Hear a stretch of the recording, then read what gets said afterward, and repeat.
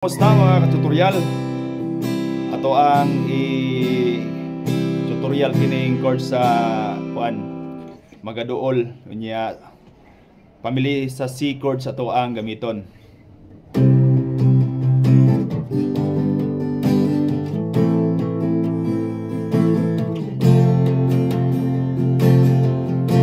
Magaduol kami kanimo amahan uban sa pagpaubos sa among kaugalingon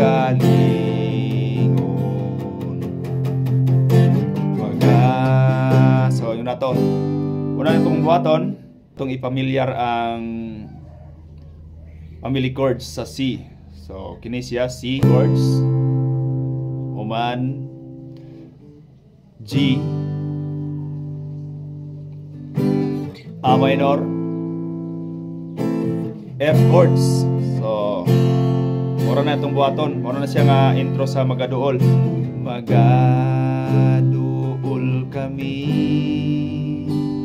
kanimo amahan